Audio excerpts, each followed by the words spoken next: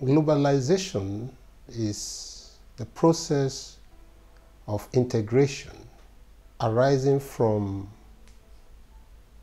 worldviews, products, ideas, and culture. The way it works essentially is in the area of integrating international trade flow, finance, communication, transportation within all the countries around the world. So it's a people-to-people interaction. It is also a nation-to-nation interaction. And it could be nation between nation and a people of another country. But it's a global market. So Nigeria qualifies and is indeed a member of the global economy. But we have challenges. We have challenges in the areas of tariff, barrier to trade nationally. We have problem of poverty also. Other problems we have, if you look at it broadly, is the problem of exchange rate.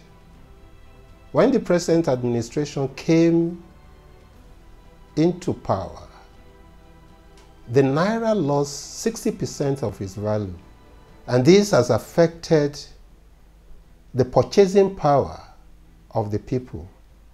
We have seen a rapid decline in the purchasing power of the people. And without rapidly growing our economy through agriculture, manufacturing, industrialization, the possibility of us getting anywhere, making an impact in the global arena is very slim. Education also is a big challenge for us. Our education system needs to be reworked so that the teeming young population can not only have the right education, but they need to be involved in the economy of the country. We chunk out a number of graduates, for instance, but do they have the soft skill that is needed today in the economy of our country? And what is the government of the day doing about creating wealth? Because people should not just look for employment. You see many people go about say, oh, I have graduated, I've done the youth service corps, and I have no job in the last 4 years, I have nothing to do. A way for government to solve the problem we have is to create that microeconomic environment, to create an avenue where wealth is created deliberately by the government. We should take examples from countries around us. What are they doing? The government guarantees whatever is done by these people, not necessarily giving them money or cash or subsidy, but the environment, the infrastructure is there. Those in the ivory tower have to engage themselves in other things, and so they don't have the kind of mindset, the concentration needed to actually bring these students under their tutelage. A high percentage of our graduates are half-baked. And we need to do something about it.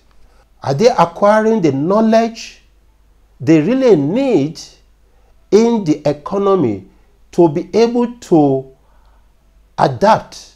Those are the things we should be considering. We need to work more on the quality of education we have.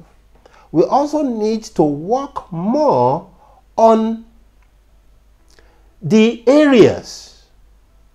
You don't have to wait for government employment or somebody's employment before you can be an employer. And that is what the educational system should be doing. Creating people who will create jobs out there. And government has a role to support them. We are essentially a primary product nation, or if you like, one product nation. And what we have now is oil. The price of oil has declined tremendously from around 2014. And it's going to nosedive further. And so if Nigeria wants to play a role in the world economy, it must diversify its exports.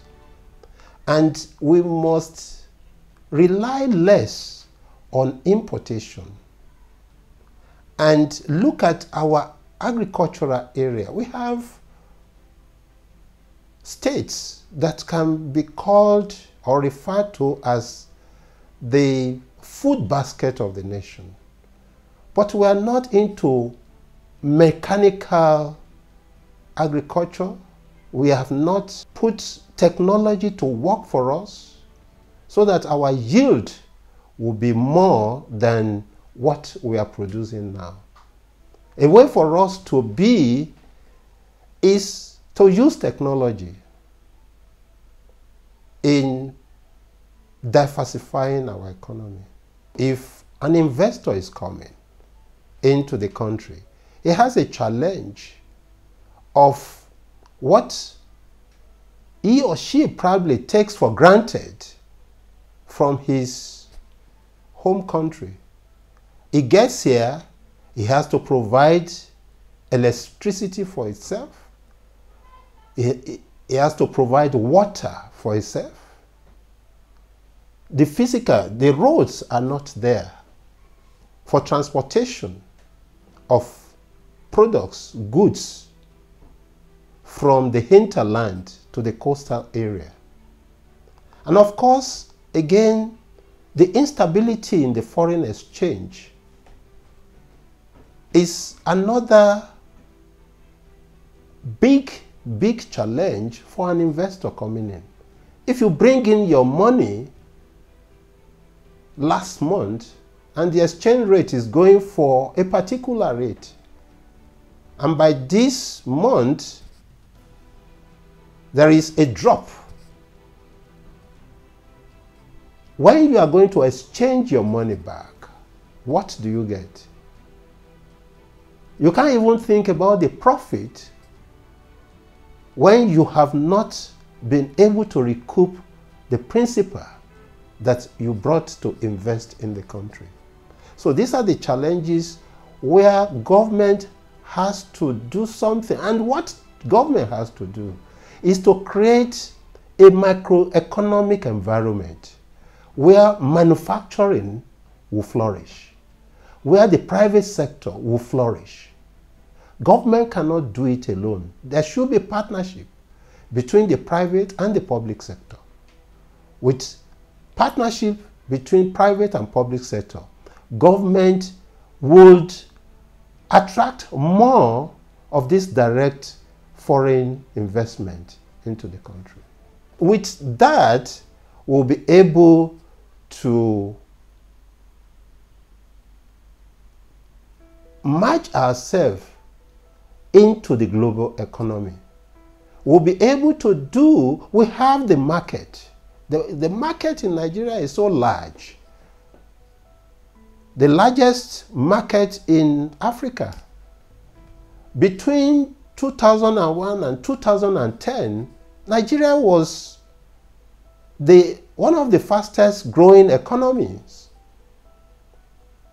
But it started to nosedive, decline since then. And we have not done anything to revamp our economy.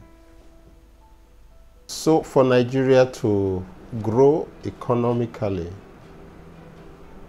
we must develop our human capital. We must make deliberate effort to build strong institutions rather than strong individuals or personalities. We need strong institutions. We need a responsible and accountable accounting and legal system. We need a strong judiciary, independent, strong, one that would correct itself, an independent judiciary. In order to grow our economy fast, we need to work on manufacturing for export and not just rely on primary products that we don't make a lot of money from. Yes, we should continue because we have comparative advantage in the area of primary product. We should continue, but we must combine it with manufactured products for export. This is where we are going to make money. And we have, as we observed earlier, we are endowed in this country with both human and material resources. But we have not harnessed them. And a way to do that is for government to be deliberate in its action, to get the younger ones, the youth, the teeming youth engaged. If the teeming youth are engaged, seriously engaged, insecurity that we have will not be there. Even when they go into politics, they will go with a mindset to contribute whatever they have. But you can't give what you don't have. We have to start to reorient ourselves. And when we talk about globalization, it's speaking the language that is common to people in the global arena. And when I say language, it doesn't mean words spoken. We do things the way it is being done in other climes. And so we are speaking the same language. And this is what is driving globalization itself. Communication and transportation. And so we must behave like those that out there in the global arena. Good governance is key to all of this. If we have all of this, Nigeria would be a nation to reckon with in the global arena. And it is not enough for us to just criticize and make noise. We all have to come with something on the table. For the youth, it will not be given to them on a platter of gold. They have to work for it. And they have to demand it. And they have to be seen to be qualified to hold the office there. Because it's a different thing when you are at the other side of the table. You can criticize, you see better than those who are there. But no sooner you get there, then you see the challenges, the enormous challenges you have to contend with. So Nigeria should awake. There should be a reawakening in our society to go there and say, this country will make it work. It will be the pride of the world. It will be a country where everybody will want to identify with. And we can do it. It just takes one person, one individual, to change, to make the necessary change that we desire. And with that, I say God bless Nigeria.